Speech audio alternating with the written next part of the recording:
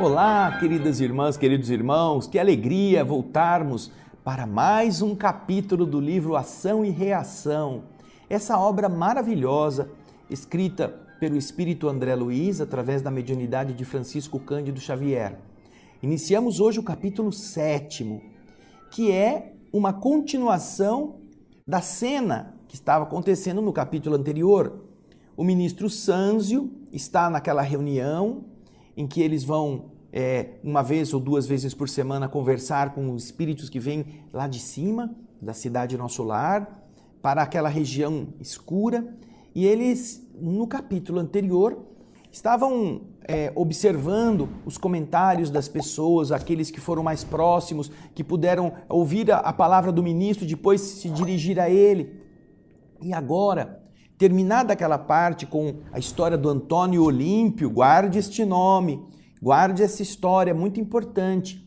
Agora, no capítulo seguinte, eles puderam se aproximar do ministro, juntamente com o instrutor Druso, e eles, André Luiz, Hilário, falarem com ele, perguntarem coisas interessantes. Então, agora nós vamos para o capítulo cujo título é Conversação Preciosa.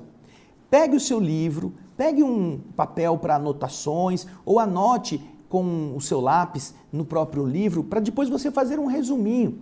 Você escreve depois que você fez, acompanhou a conversação preciosa, você pode fazer algumas anotações sobre temas que estão sendo tratados neste livro, neste capítulo. Quando eu estudava este livro, logo no começo, eu fazia as anotações todas aqui em cima dos assuntos. Primeiro eu anotava na margem, depois que eu terminava o capítulo, eu pegava os títulos que eu havia anotado na margem e escrevia em cima. E com isso, eu sabia que naquele capítulo tem aqueles assuntos. Ao final do livro, você pode fazer um índice do livro todo com os assuntos. Então, sobre dolo, sobre morte, sobre medo, você vai lá, capítulo tal, e assim você tem uma referência para você não se perder e ir direto no tema quando você tiver dúvida. Então, faça isso também, isso ajuda você a guardar o conteúdo. Agora, nós vamos começar a leitura. O título, como você sabe, é Conversação Preciosa. E acompanhem o texto conosco. Facilitando-nos a tarefa, Druso apresentou-nos mais intimamente ao ministro Sânzio, informando que nós estudávamos, em alguns problemas da mansão, as leis de causalidade.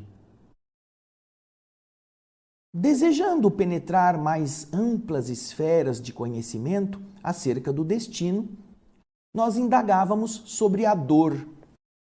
Isso são as palavras do Druso para o ministro.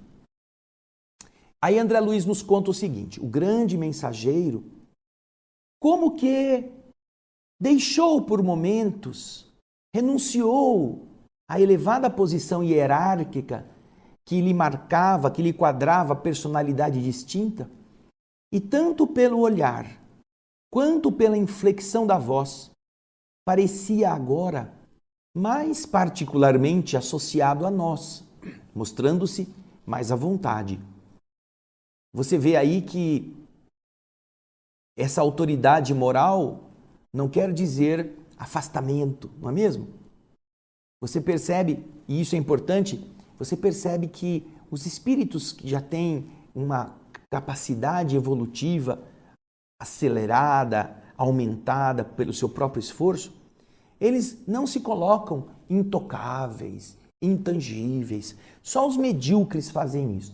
Os medíocres, eles gostam de se acharem retumbantes, importantes, inacessíveis. Os medíocres colocam secretários e secretários e secretários e secretários antes de chegar nele. Mas os espíritos elevados, eles não são desta forma. Eles são criaturas acessíveis, eles gostam de compartilhar, eles desejam ensinar. E com isto, você percebe como o instrutor, na maneira de conversar, já demonstra essa intimidade ou concede aos que estão ali essa familiaridade para ficar mais próximo. É interessante isso. Isso serve para a nossa vida. Quanto menos a gente for arrogante, quanto menos a gente for estrela, mais você conseguirá comunicar simpatia naquilo que você fala. Naturalmente que na terra existem certos cuidados, você não pode permitir que todos, sim, sobretudo numa empresa, sobretudo numa repartição, todos tenham acesso ao chefe. Mas o fato em si é que o chefe não deve se esconder atrás desses todos. Muitas vezes o chefe deve ir na repartição, o chefe deve conversar com o funcionário, o chefe deve atender as pessoas. Você se lembra do comandante Rolim Amaro, não se lembra? Aquele que era o dono de uma companhia aérea, a TAM, aqui do Brasil. Ele se posicionava no final da escada para se despedir ou para receber os passageiros de algumas aeronaves. Ele, o dono da empresa. E isso fazia com que os funcionários da empresa ficassem felizes, contentes, ficassem estimulados. E os que eram os clientes se sentissem também com alguma possibilidade de acessar o dono da empresa. Não era o gerente, não era o supervisor, não era o proprietário. Puxa vida, que bonito isso, não é mesmo? Mas vamos voltar a André Luiz, vamos lá?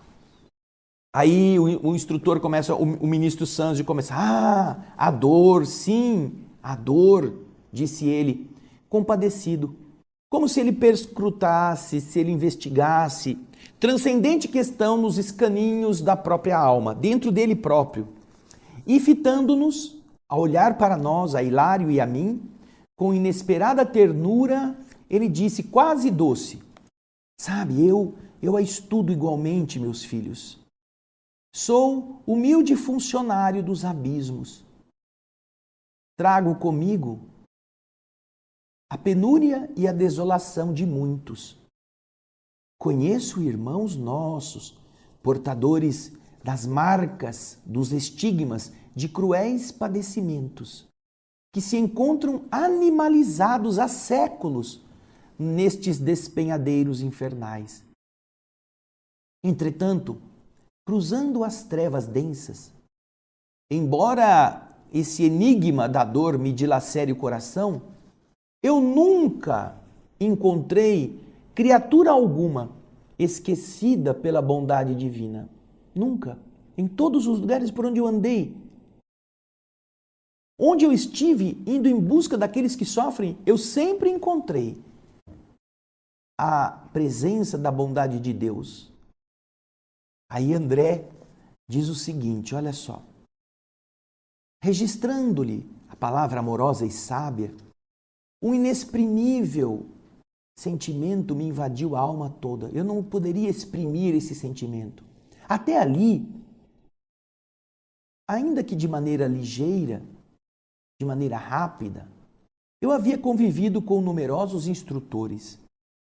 De muitos deles, conseguira ensinamentos e observações magistrais, mas nenhum, até então, me trouxera ao espírito aquela mistura de enlevo, de êxtase e de carinho, admiração e respeito, que me tomava conta do sentimento. Enquanto Sanzio falava generoso, cintilações roxo-prateadas aureolavam-lhe a cabeça. Mas não era a sua dignidade exterior que me fascinava. Era o caricioso magnetismo que ele sabia exteriorizar. Tinha a impressão de me achar à frente de meu pai ou de minha própria mãe, ao lado de quem me cabia dobrar os joelhos. Sem que me fosse possível governar a comoção, lágrimas ardentes rolavam-me pelo rosto. Eu não pude saber se o Hilário, meu amigo ali, também estava sentindo a mesma coisa, se o estado de alma dele era igual ao meu, porque diante de mim passei a ver Sanzio somente, dominado por sua grandeza humilde. E eu então perguntava, sem falar, no íntimo do meu coração, de onde vinha, Senhor, aquele ser tocado de gloriosa simplicidade? Onde eu haveria conhecido aqueles belos olhos límpidos? Em que lugar lhe recebera um dia o orvalho de amor divino? Assim como o verme na caverna sente a bênção do calor do sol, Tudo isso André está envolvido pela emoção, não é mesmo? Ele sente um ser diferente, um ser superior ao que ele é, um ser que transmite essas belezas, sem precisar falar delas. E ele então se recorda do seu pai, da sua mãe, de pessoas que ele amou muito, e ele se sente tocado por esse magnetismo. Olha que importante, esse magnetismo que as pessoas emitem quando têm no coração e que de verdade fazem uma grande tarefa de penetrar como a umidade, o sereno, não é? O sereno ele é tranquilo, não faz barulho, ele cai sem que ninguém veja e as plantas bebem daquilo que precisam graças ao sereno. Então agora André, que está todo embevecido, quase que numa posição de idolatrar, sem que o ministro tivesse pedido isso, não é? André vai nos explicar o seguinte, olha, o ministro percebeu-me a emotividade. Ele percebeu que eu estava assim, deveras embevecido. E como um professor que assinala a perturbação do aprendiz, como um professor que percebe que o aprendiz está saindo um pouco do foco para se dedicar a um exclusivismo, uma coisa particularíssima, qual se quisesse me advertir sobre o aproveitamento das horas, ele avançou para mim e disse carinhosamente, meu filho, pergunte sobre questões não pessoais e eu responderei quanto eu puder. Ou seja, vem para fora agora, vem perguntar. Não pergunte sobre questões pessoais. E ele diz essa coisa de uma forma diferente. Você vê a pergunta, o que o ministro fala? Ele diz, pergunte-me sobre questões não pessoais. Ele não diz assim, não me pergunte sobre questões pessoais. Está vendo a diferença? Ele fala o contrário. Pergunte-me sobre questões que não digam respeito à minha vida pessoal ou ao nosso relacionamento. E eu te responderei se eu puder.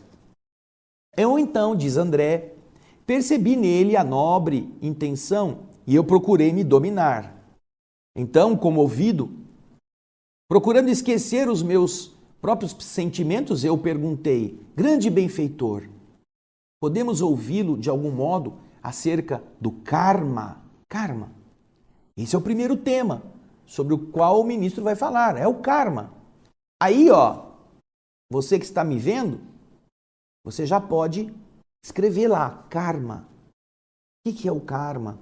Palavras que são de outras línguas, que às vezes são utilizadas na doutrina espírita. Então, você já vai ter aqui uma primeira anotação, karma, que é o que André Luiz quer saber. Vamos voltar agora à explicação do ministro. Vamos lá?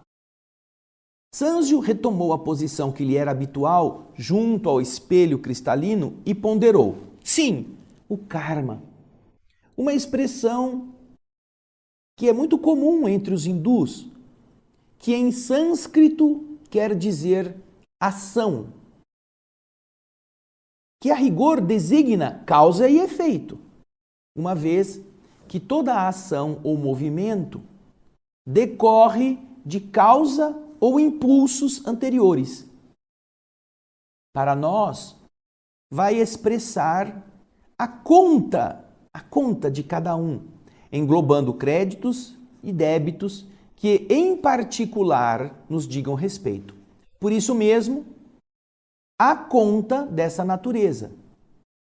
Não apenas referindo-se e definindo os indivíduos, mas também existem karmas, estas contas, para povos e raças, estados e instituições. Olha que interessante. Eu acho que você nunca tinha pensado nisso, não é mesmo? Que existem compromissos coletivos, chamados de karma, como um conjunto de débitos e créditos.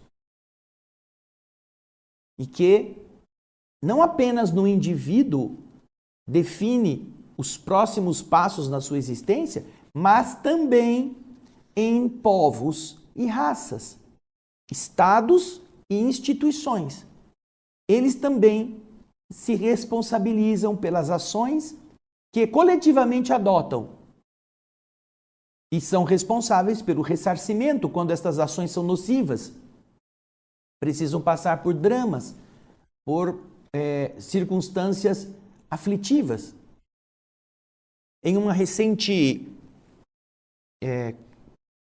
constatação que os que gostam de temas assim podem fazer, nós vimos algumas menções referentes aos karmas da nossa nação, o Brasil.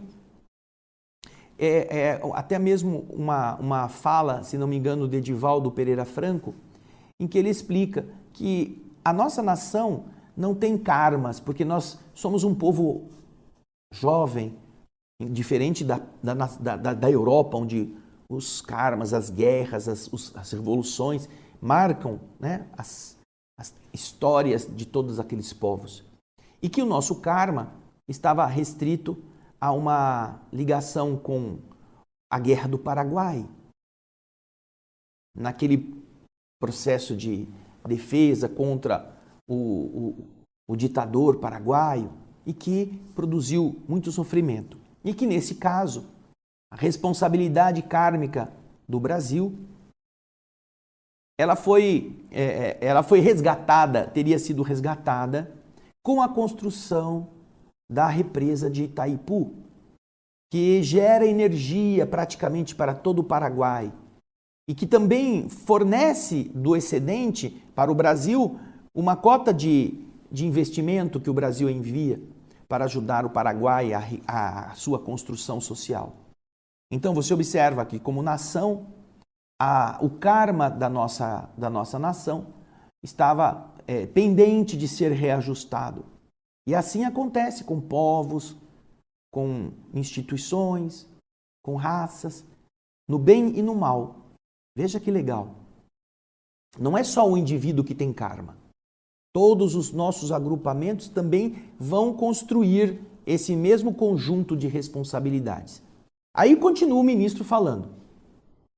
O ministro fez uma pausa, como quem dava a perceber que o assunto era complexo, e então continuou dizendo: para melhor entender o karma ou conta do destino criada por nós mesmos, convém lembrar que o governo da vida possui igualmente o seu sistema de contabilidade, que se expressa no mecanismo de uma justiça inalienável, uma justiça que não dá para transferir. Quem fez terá que responder. Veja só o que ele agora explica. Se, no círculo das atividades terrenas, qualquer organização precisa estabelecer um regime de contas para basear as tarefas que digam respeito à responsabilidade, a casa de Deus, que é todo o universo, não viveria igualmente sem ordem.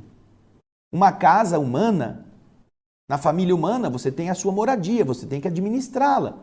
Você tem que ter uma noção do que você já comprou para o alimento, do que está faltando, de qual aparelho quebrou, que você tem que consertar, da manutenção da moradia. Você tem que ter uma ordem. Vai fazer uma reforma, tem que ter o dinheiro para fazer isso. Se sumiu alguma coisa da despensa, onde foi parar? Quem usou? Por que não devolveu? Por que não disse que ia pegar? Você tem na sua família um sistema que ordena isto, como ele está dizendo no texto.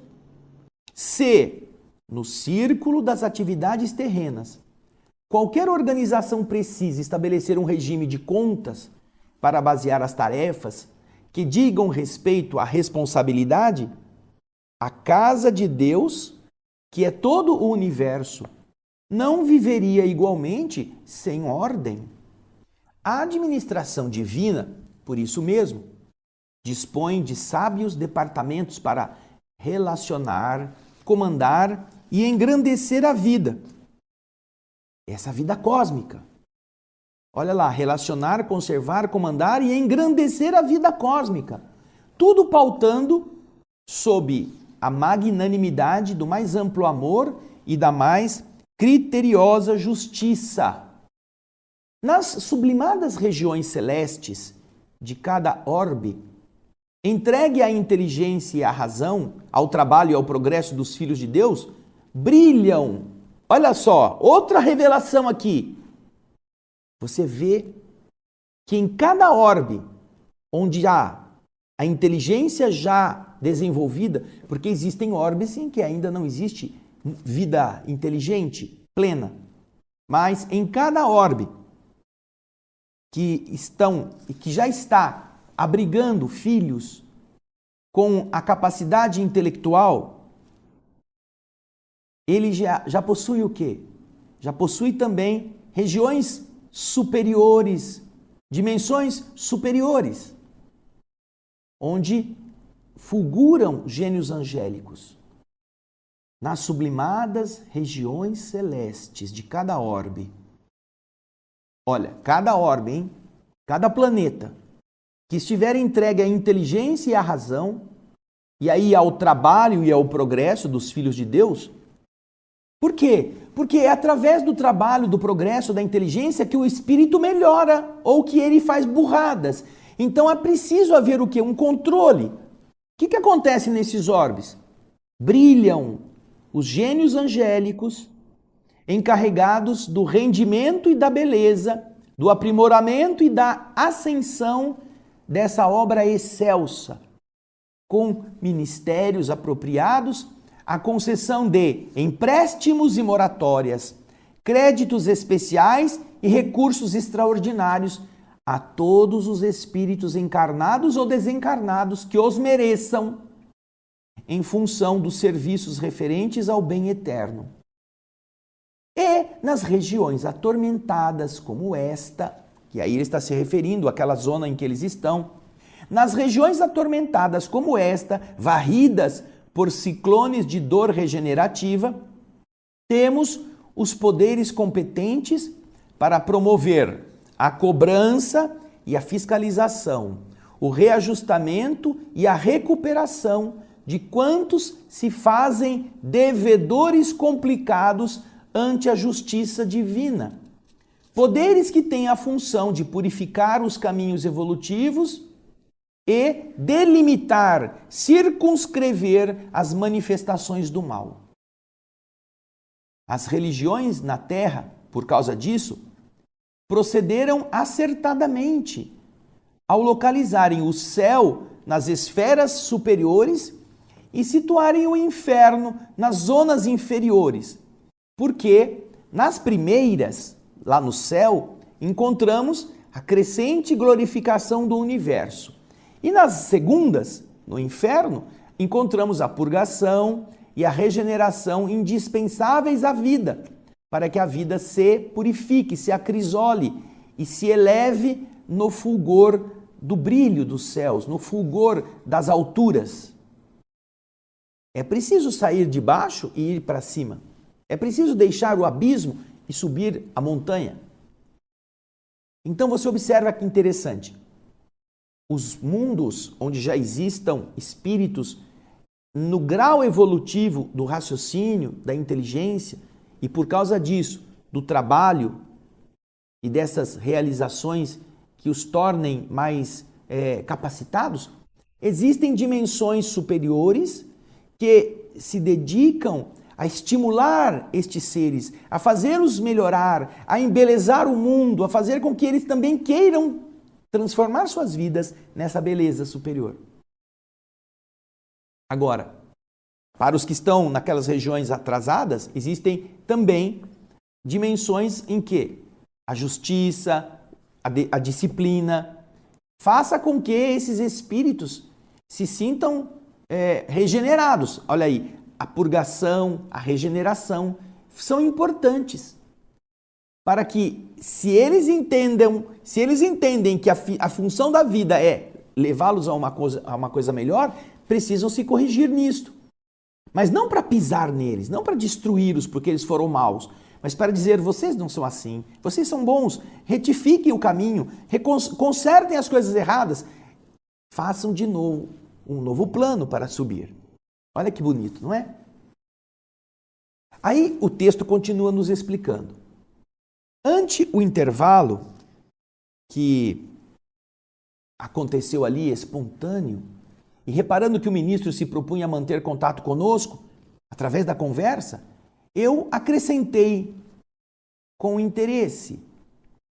Puxa, é comovente saber que, sendo a providência divina, a magnanimidade perfeita, sem limites, gerando tesouros de amor para distribuí-los com abundância em favor de todas as criaturas, é também a equidade vigilante na direção e na aplicação dos bens do universo. Puxa, do mesmo modo que é generosa, ela é equidosa. A equidade é dar a cada um o que ele merece de acordo com a sua condição. É a justiça do caso concreto. A equidade é a justiça aplicada ao caso concreto.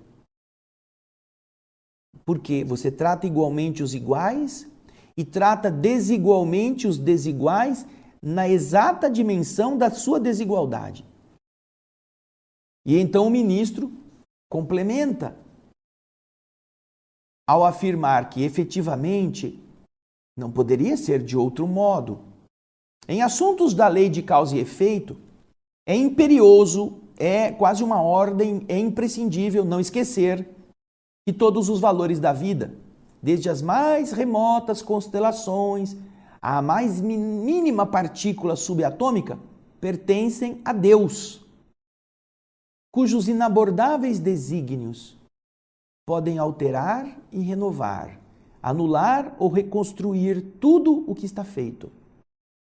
Assim, pois, somos simples usufrutuários da natureza que reúne, que consolida os tesouros do Senhor, com responsabilidade em todos os nossos atos, desde que já possuamos algum discernimento. O espírito, seja onde for, encarnado ou desencarnado, na terra ou nos outros mundos, gasta em verdade aquilo que não lhe pertence, recebendo por empréstimo do Eterno Pai os recursos de que se vale para efetuar a própria sublimação no conhecimento e na virtude. Patrimônios materiais e riquezas da inteligência, processos e veículos de manifestação, tempo e forma, afeições e rótulos honoríficos de qualquer procedência, todos eles são de propriedade do Todo Misericordioso, que nos concede tudo isso a título precário, a fim de que venhamos a utilizá-los no aprimoramento de nós mesmos, marchando nas largas linhas da experiência, de modo a entrarmos na posse definitiva dos valores eternos, sintetizados, resumidos no amor, na sabedoria, com que, em futuro remoto, nós também retrataremos a glória soberana de Deus. Nós também seremos espelho dessa grandeza.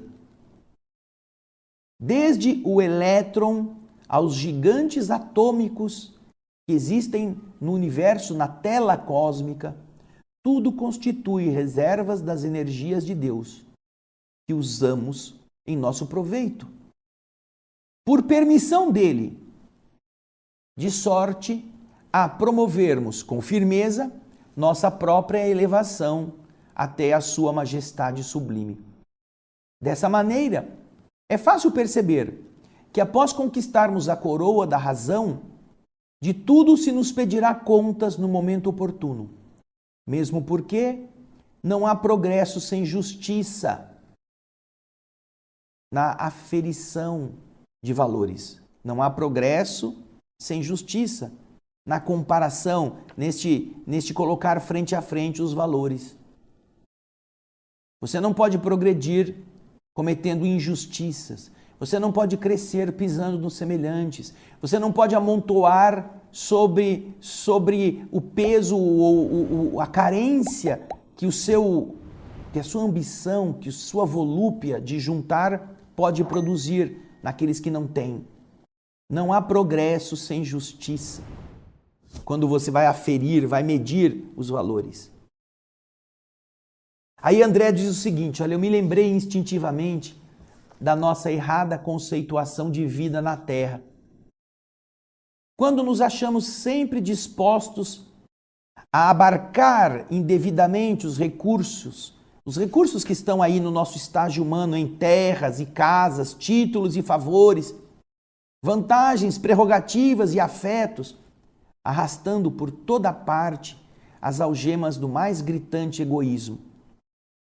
Sanzio registrou os meus pensamentos, porque afirmou com paternal sorriso depois de uma pausa: realmente, no mundo, o homem inteligente deve estar farto de saber que todo o conceito de propriedade exclusiva não passa de uma simples suposição. Por empréstimo, sim, todos os valores da existência lhes são entregues pela providência divina, lhes são favorecidos todos os valores da existência, por empréstimo, por algum tempo, de vez que a morte funciona como juiz implacável, transferindo os bens de certas mãos para outras e marcando com inequívoca exatidão o proveito que cada espírito extrai das vantagens e concessões que lhe foram entregues pelos agentes da infinita bondade. Aí vemos os princípios de causa e efeito em toda a força de sua manifestação. Porque no uso ou no abuso das reservas da vida, que representam a eterna propriedade de Deus, cada alma cria na própria consciência os créditos e os débitos que lhe atrairão inelutavelmente, vão atrair sem ter nenhuma dúvida, sem poder evitar, sejam o quê? As alegrias ou as dores, as facilidades e os obstáculos do caminho. Quanto mais amplitude em nossos conhecimentos, mais responsabilidade em nossas ações. Através de nossos pensamentos, palavras e atos, que fluem de nós, invariáveis, do coração, todos vêm dali, gastamos e transformamos constantemente as energias do Senhor em nossa viagem evolutiva, nos setores da experiência. E, do quilate de nossas intenções e aplicações, nos sentimentos e práticas da marcha, a vida organiza em nós mesmos a nossa conta agradável ou desagradável diante das leis do destino. Nesse ponto do valioso esclarecimento, Hilário inquiriu com humildade: amado instrutor, diante da gravidade de que a lição se reveste para nós, que devemos entender como sendo bem e mal? É claro, né? A pergunta é compatível. Se nós vamos produzir coisas boas com atitudes boas, e se o mal vai produzir espinhos, o que é o bem e o que é o mal naquilo que nós devemos fazer? Sanzio, então, fez um gesto de tolerância bondosa e replicou: vamos evitar os labirintos da filosofia, apesar do respeito que a filosofia nos merece. Porque não nos achamos num cenáculo simplesmente destinado à esgrima da palavra, à disputa palavresca. Busquemos, antes de tudo, simplificar. É fácil conhecer o bem quando o nosso coração se nutre de boa vontade à frente da lei. Se ele se abastece, ele se alimenta. O bem, meu amigo, é o progresso e a felicidade. É a segurança e a justiça para todos os nossos semelhantes e para todas as criaturas da nossa estrada, aos quais devemos empenhar as conveniências de nosso exclusivismo. Nós devemos renunciar à nossa maneira egoísta de pensar só em nós e só nos nossos. Devemos empenhar as conveniências de nosso exclusivismo, mas sem qualquer constrangimento por parte de ordenações puramente humanas, que nos colocariam em falsa posição no serviço, por atuarem de fora para dentro, gerando muitas vezes em nosso cosmo interior, para nosso prejuízo, a indisciplina e a revolta. Não podemos fazer isto, que ele está dizendo, por força de coisas de fora que nos obriguem. Porque muitas vezes as pessoas fazem o bem, mas não querem fazer. Mas tem que fazer porque vão aparecer. Tem que adotar determinados comportamentos porque é correto, é politicamente visível, é interessante. Só que dentro do indivíduo ele não muda. Não devemos fazer as coisas deste modo. Não é de fora para dentro. O bem não é isso. O bem não é o que parece bom. O bem é aquilo que ajuda os outros por nosso desejo, por nossa adesão. Aí vem o que ele está dizendo na sequência.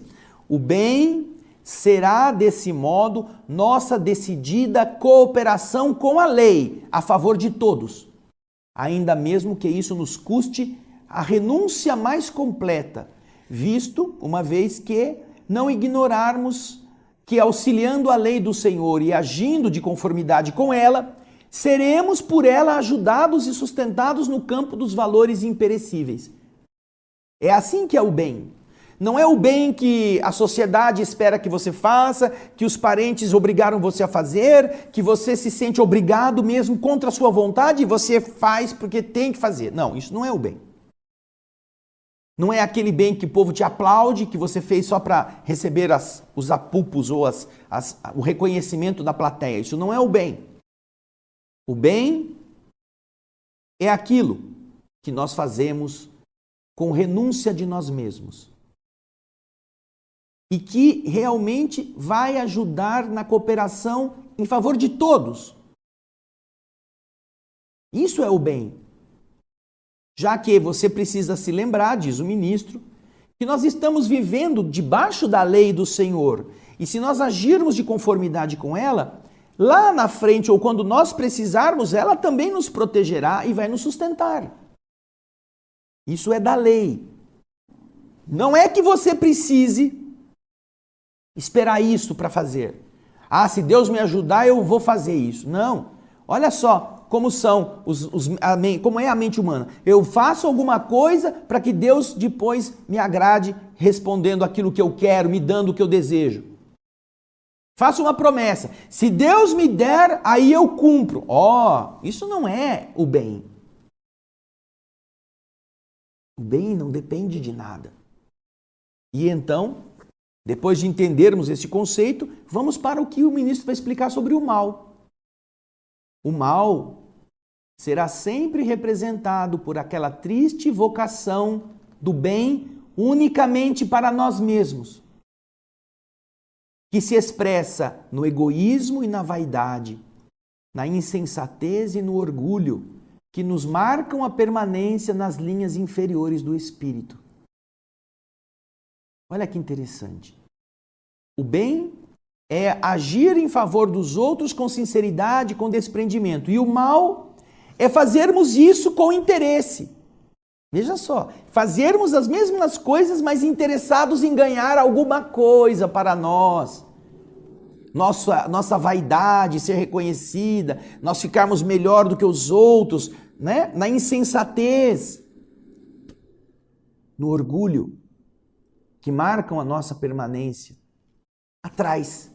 É isso que faz a gente ficar atrás. Todos esses defeitos.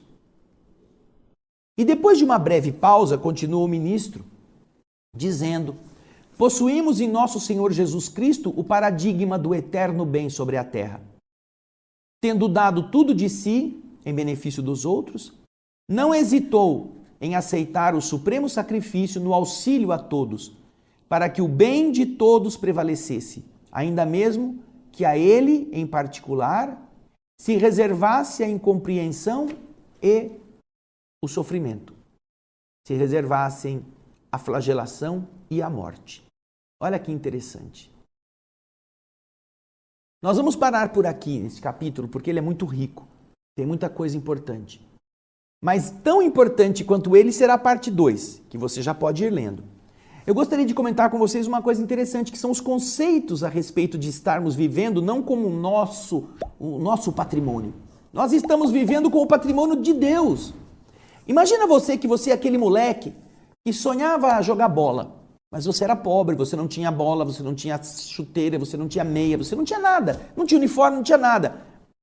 E então alguém viu você ali sentadinho no chão e o dono do time falou, vem cá, entra aqui, esse estádio é meu, esse gramado é meu, eu quero que você jogue bola, você tem saúde e eu vou te fornecer a chuteira, a meia, o uniforme, vou te dar comida, você vai ter treinamento, você vem aqui, mas tudo é meu. E aí o moleque começa a ficar encantado, puxa, eu vou então jogar bola, é meu sonho. Aí ele faz ginástica, aí ele fica mais forte, ele come, se abastece e ele começa a ter a técnica que antes ele não tinha. Se torna um excelente jogador. Isso fez dele dono do estádio? Isso fez dele dono da grama? Isso fez ele dono da chuteira? Não. Ele, com seu esforço, se melhorou, mas ele está usando o patrimônio que não é dele. Na terra, isso é um investimento, não é? Os homens fazem isso, compram o passe do jogador, tem dinheiro envolvido, vendem ingresso para ver o jogador ficar se exibindo e juntam o dinheiro para si, porque é um investimento. Mas nós não estamos falando disso na terra. Estou dando exemplo de isso como funciona no universo.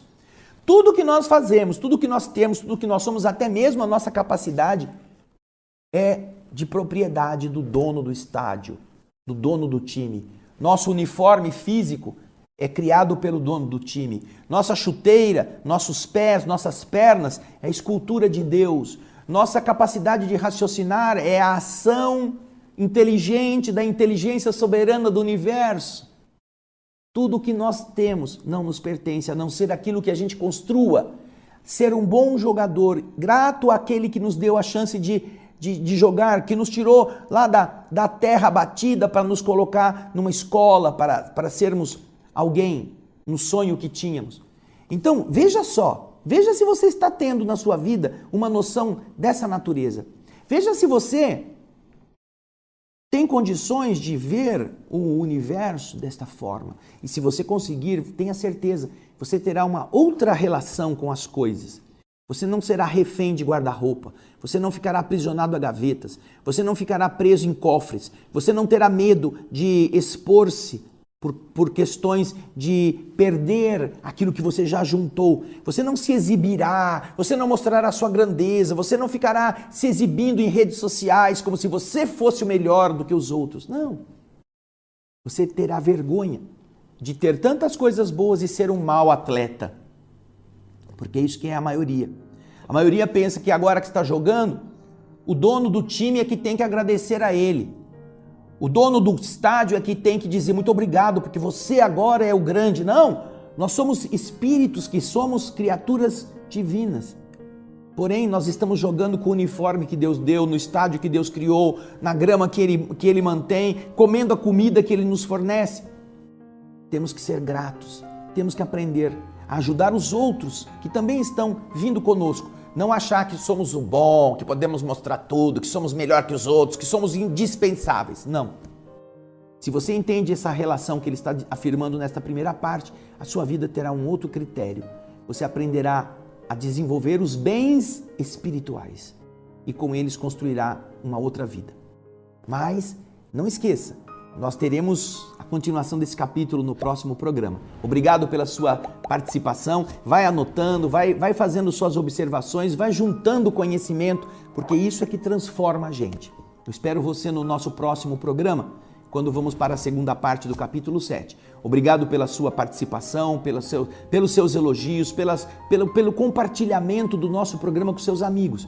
E a gente se vê no próximo O Espírito da Letra. Muito obrigado, até lá e muita paz.